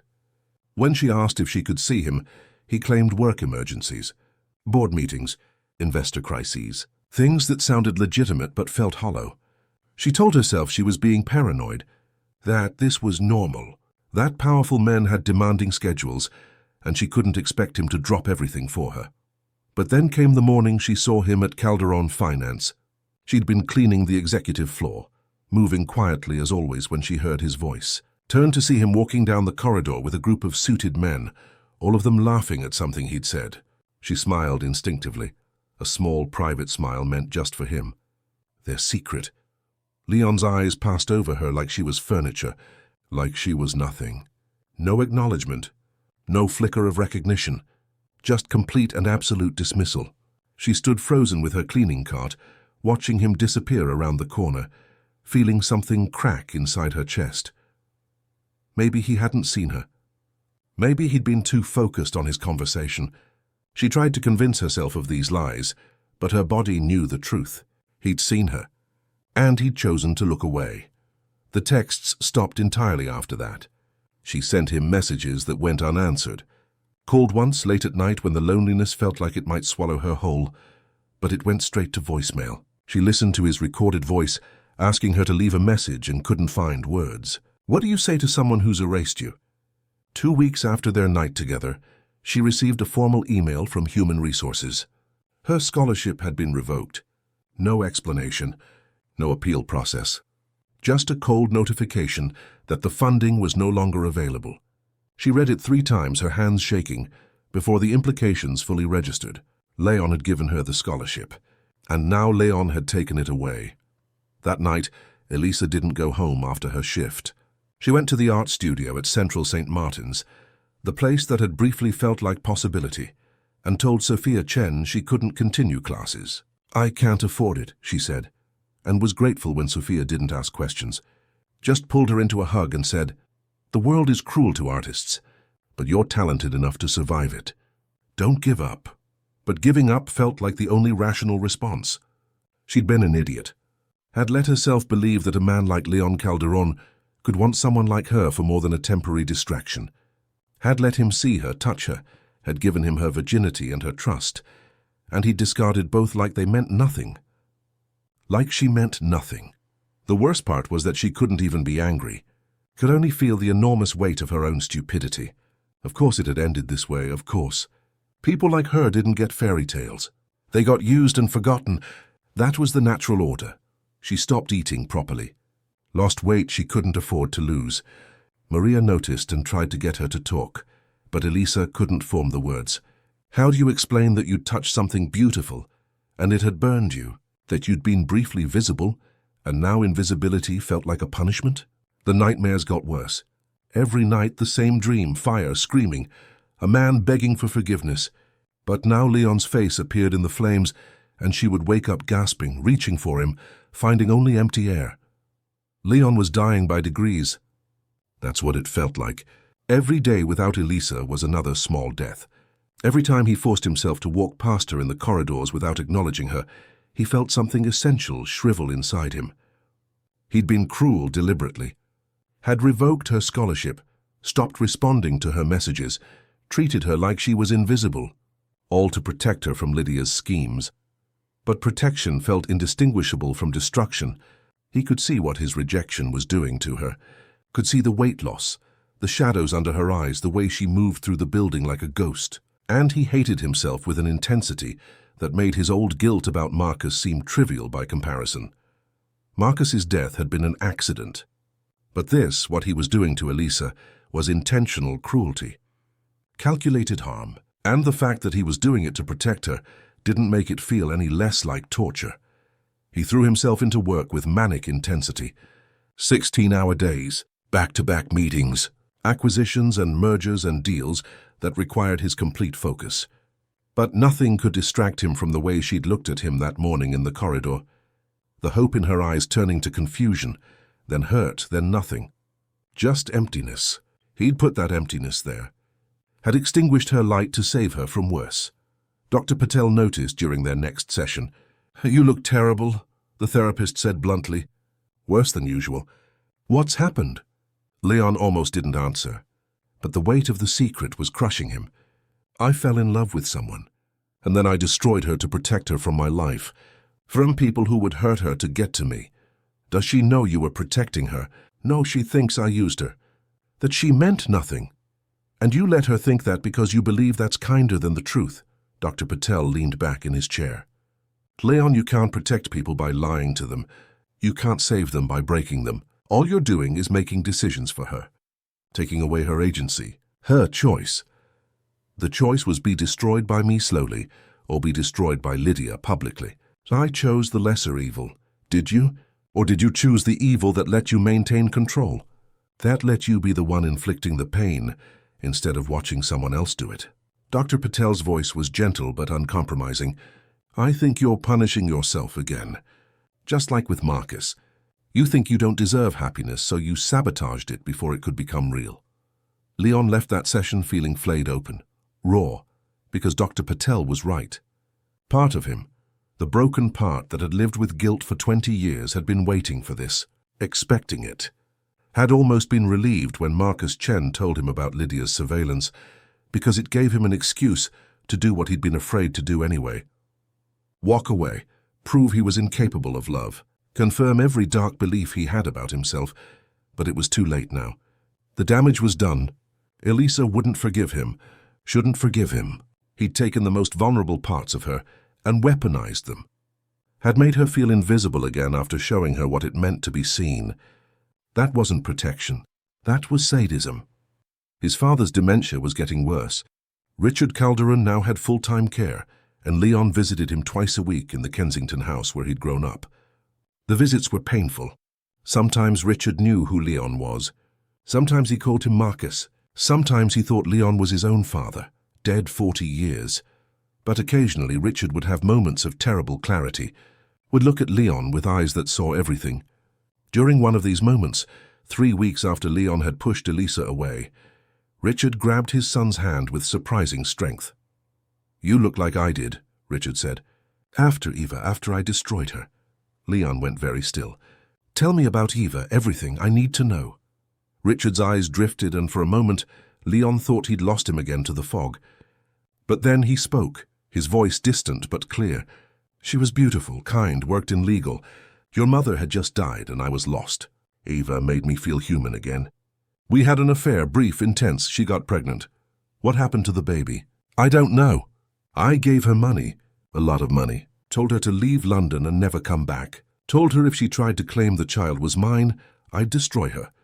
Make sure she never worked again. Make sure no one would believe her." Richard's hand trembled. "She took the money and disappeared. I never heard from her again. But sometimes I wonder if there's a child out there, if they're anything like her. Did Eva have a child before? Was she a mother already?" Richard's face twisted with confusion. I don't remember. Maybe there was something. She mentioned a daughter once, from a previous relationship, but I don't." He trailed off, lost again. Leon's heart was racing. A daughter from a previous relationship. That could be anyone. Could be Elisa. The timeline was close. 24 years ago, Richard had paid Eva to disappear. Elisa was 23. But that didn't mean Elisa was Eva's daughter. Eva could have had other children, could have been talking about someone else entirely. He needed to know, needed to find out the truth. Not just for himself, but for Elisa. Because if there was even a chance that Eva was her mother, she deserved to know. Deserved to have answers to questions she'd carried her entire life. Leon hired investigators, discreet ones who specialized in cold cases. Gave them everything he knew: Eva's first name, the approximate time she'd worked at Calderon Finance, the fact she'd been pregnant and paid off, her connection to someone named Elisa, possibly. It wasn't much, but it was something. The investigation took 6 weeks. 6 weeks during which Leon existed in a state of suspended horror. If Elisa was Richard's biological daughter, that made her Leon's half-sister. Made everything they'd done together incestuous.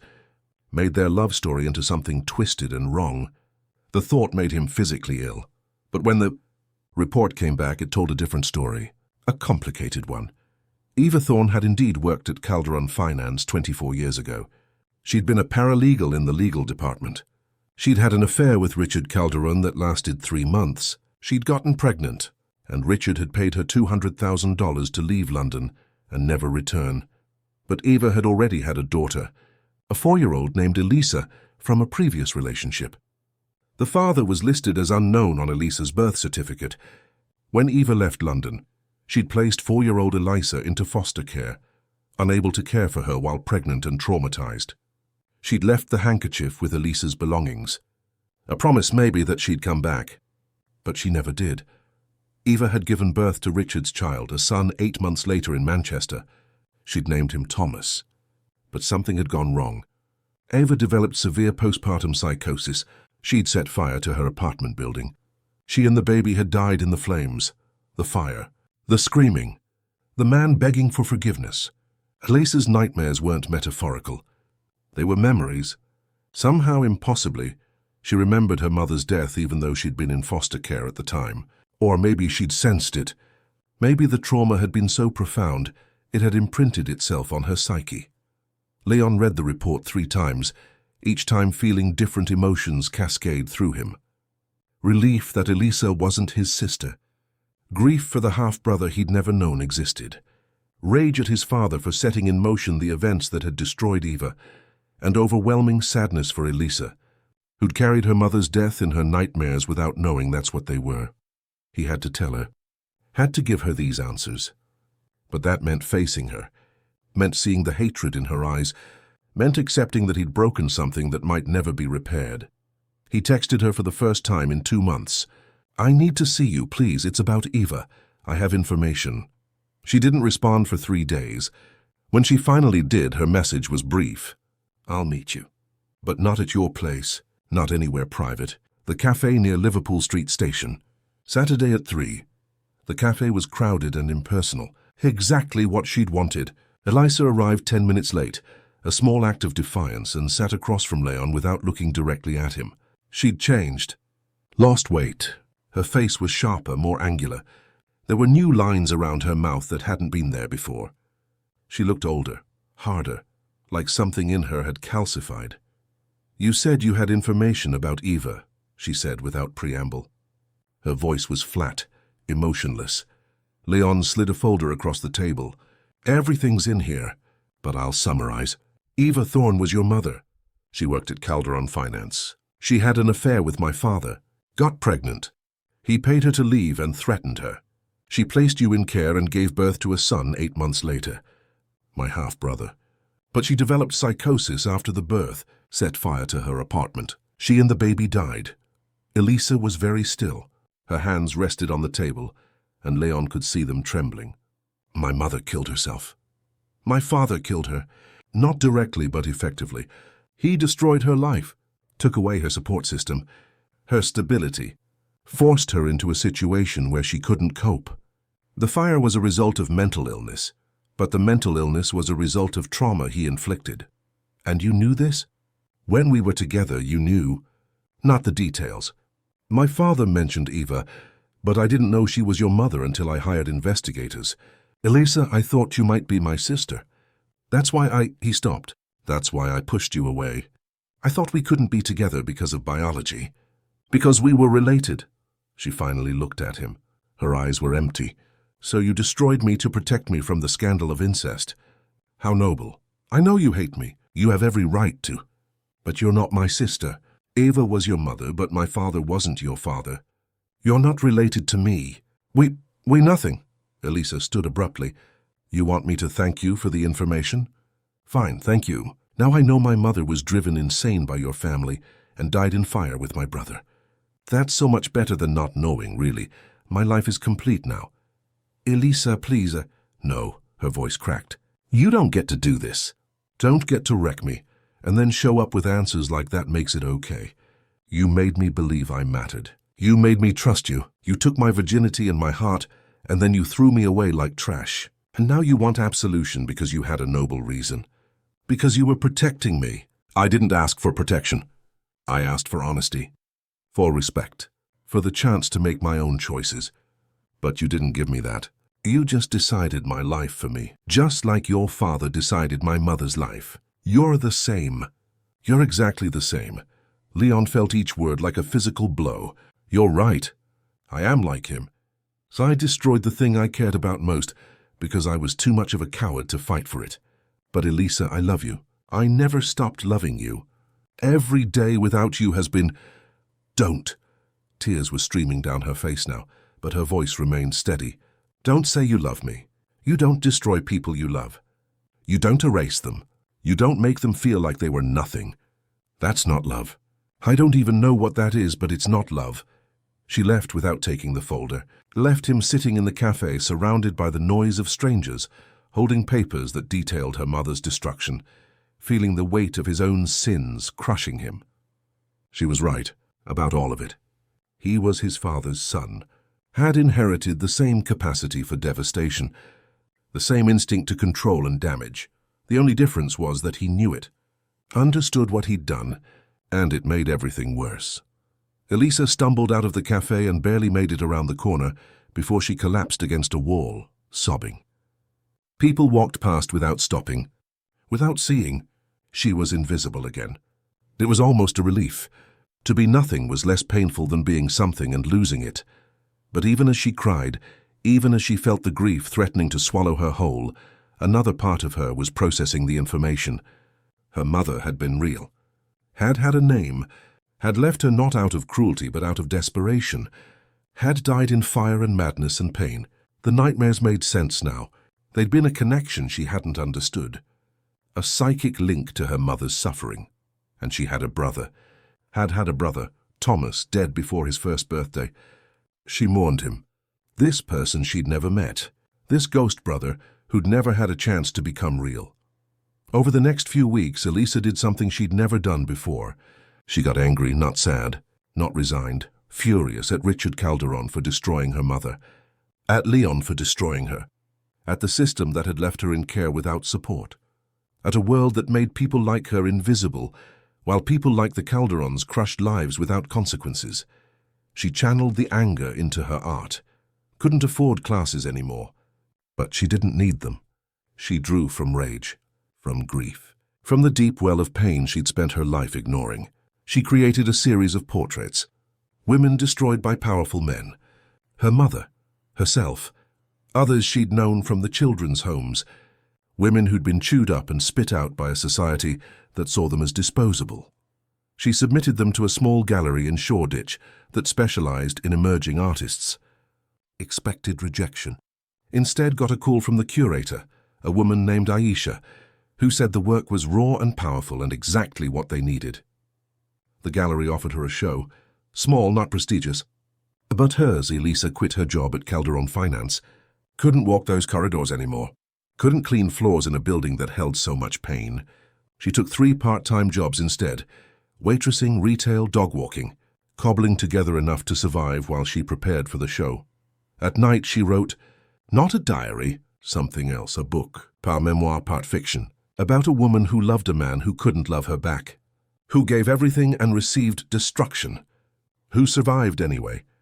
The writing was cathartic, was exorcism, was proof that she'd existed. That what happened to her mattered even if no one else cared.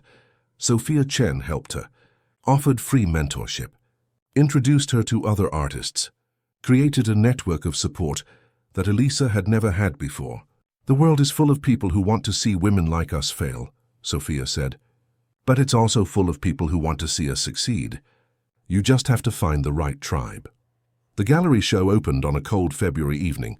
Elisa stood in the small space surrounded by her work, feeling exposed and terrified. She'd titled the show Invisible Women.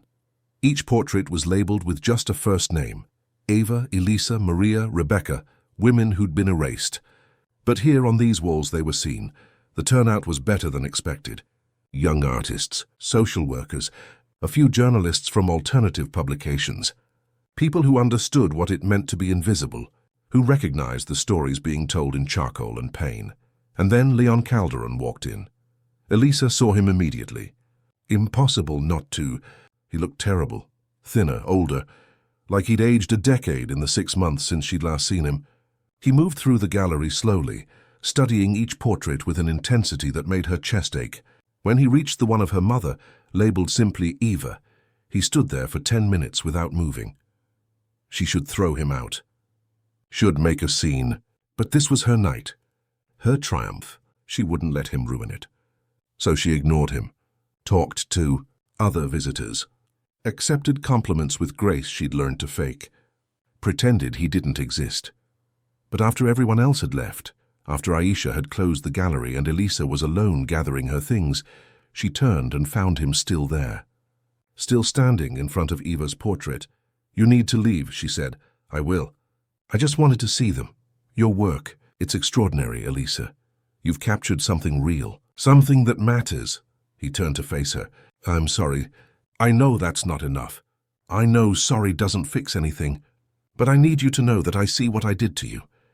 I understand. And I'll carry it for the rest of my life." "Good, you should." She picked up her bag. "Now leave. I don't want you here. I hired a lawyer to go after my father's estate, to get you compensation for what he did to your mother. It won't bring her back, but I don't want money." The words came out sharp. "I don't want anything from your family. Not scholarships, not compensation, not explanations. I want you all to leave me alone." "Okay," Leon nodded slowly. "I'll go. But first I need to tell you something. Lydia Ashworth was planning to destroy you. She had surveillance footage of us. Was going to leak it to the press, make you look like you'd seduced me for money. Ruin your reputation. That's why I pushed you away. I thought if I made it clear you meant nothing, she'd lose interest. I thought I was protecting you."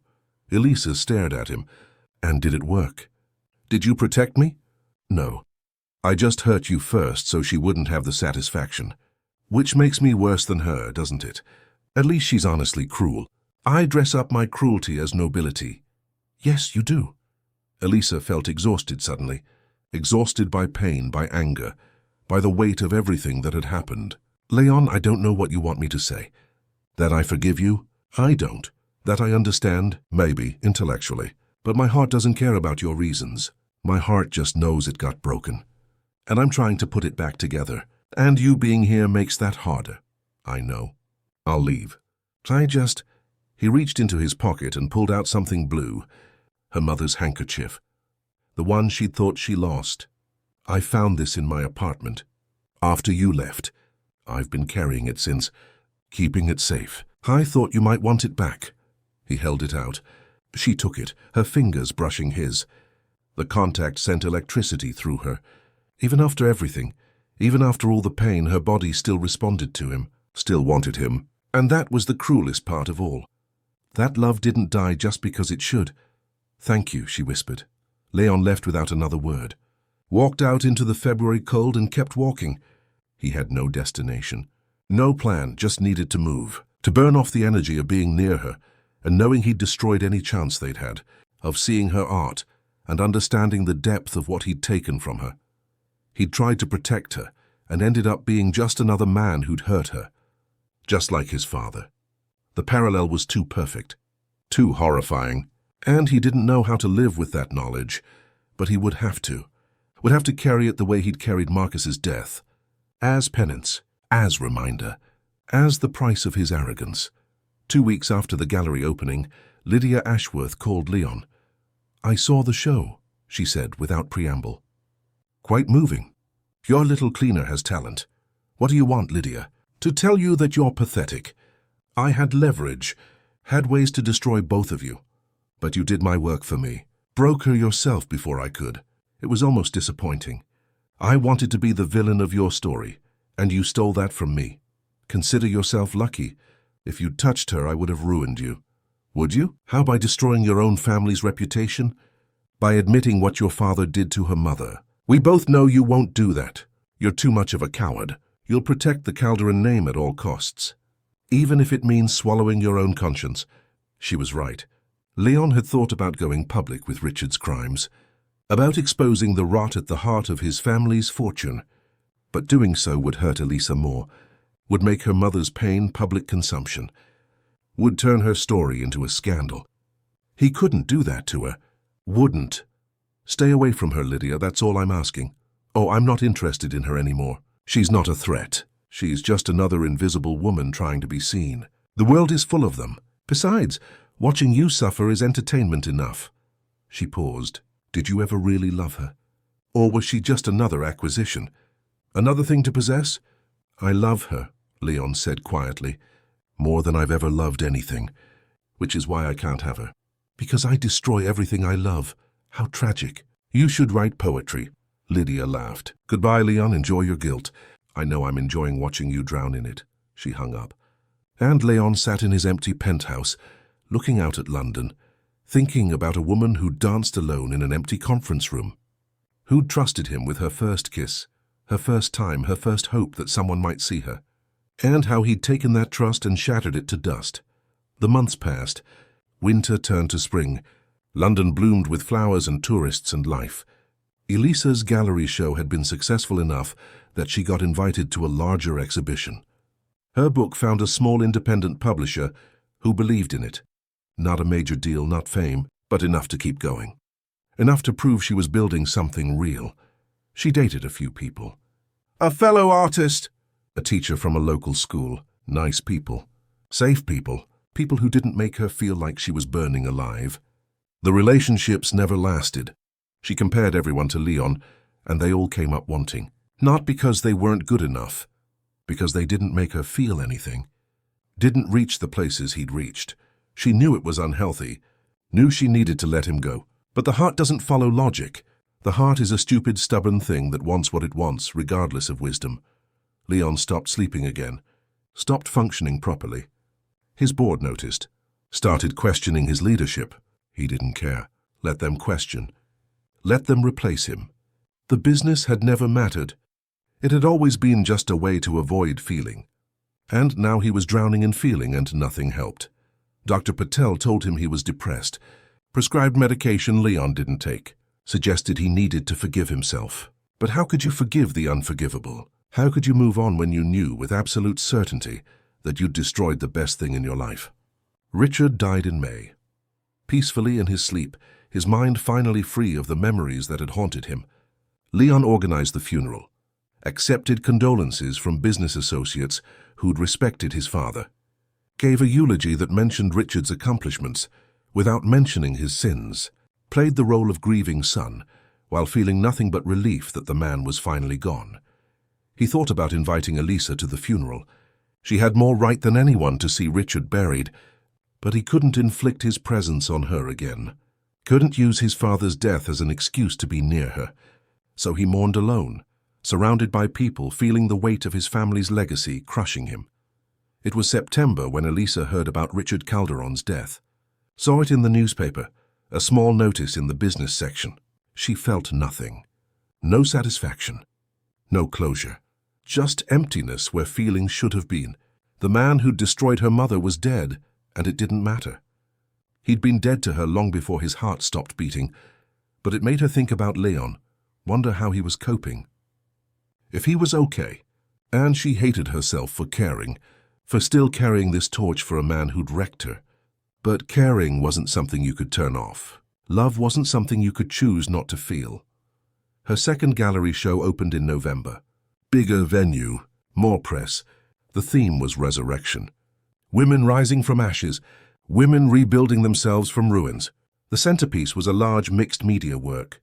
A heart made of glass, cracked down the middle with a blue handkerchief sewn into the crack, holding it together, making the broken thing beautiful. She titled it Eva's Daughter. The opening was packed: critics, collectors, people who mattered in the art world. Clarissa wore a red dress, armor against her fear, and moved through the crowd accepting praise that still felt surreal. Was this her life now? Was she really someone who mattered? And then she saw him, Leon, standing in front of Eva's daughter, tears streaming down his face. He wasn't hiding it, wasn't trying to maintain composure. Just stood there openly crying in a room full of people, staring at her heart made visible. Their eyes met across the gallery. And in that moment something shifted. She could see his pain as clearly as he'd always seen hers, could see that he'd been drowning this past year the same way she had, that his suffering had been different but no less real, that they'd both been destroyed by his choice. Not just her, both of them. She walked toward him slowly. The crowd parted. When she reached him, she didn't speak. Just stood there looking up at him, seeing him completely. The grief, the guilt, the love that had never died despite everything. "I'm sorry," he said, "for all of it. For being a coward, for choosing wrong, for not trusting you to be strong enough to face whatever came. You were right. I took away your choice, your agency. I decided your life for you. And that's unforgivable." "Yes," she agreed. "It is. I don't expect forgiveness. Don't deserve it. I just wanted you to know that seeing you like this, successful and strong and creating beauty from pain, it's the only good thing I've done. Recognizing your talent, seeing you when you were invisible, it doesn't redeem me, but it's something." Elisa looked at the portrait of the broken heart behind him. "You know what I learned this year? That love isn't enough. That you can love someone and still hurt them. That good intentions don't prevent damage. But I also learned that love doesn't die just because it should. That you can hate someone and still ache for them. That the heart is more complicated than any of us want to admit." "What are you saying?" "I'm saying I don't forgive you.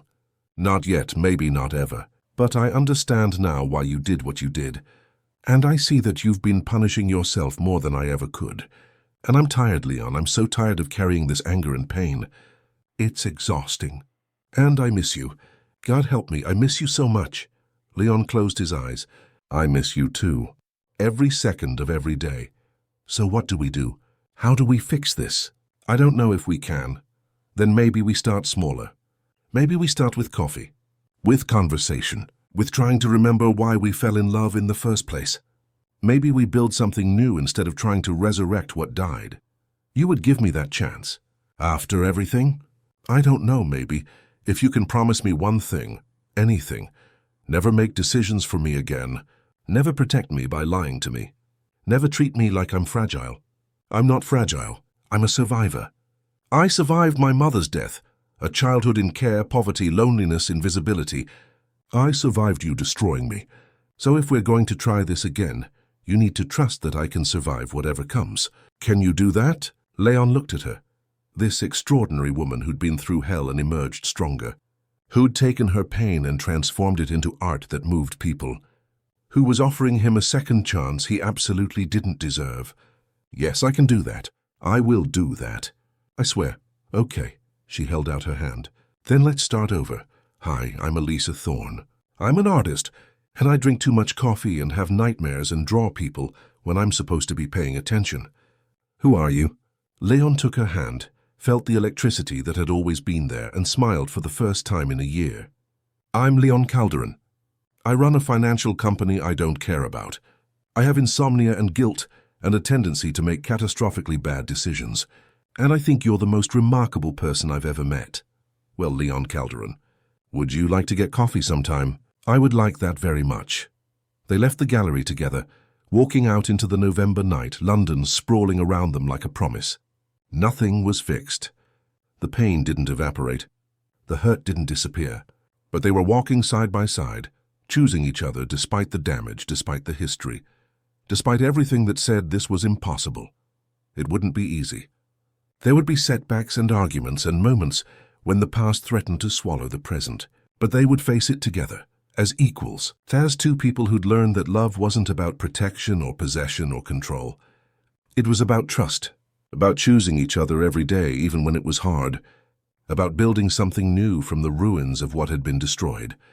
Two invisible people who'd found each other in the dark, who'd hurt each other and survived, who were learning slowly and painfully how to be visible together, how to love without destroying, how to build a life that honored their scars instead of pretending they didn't exist.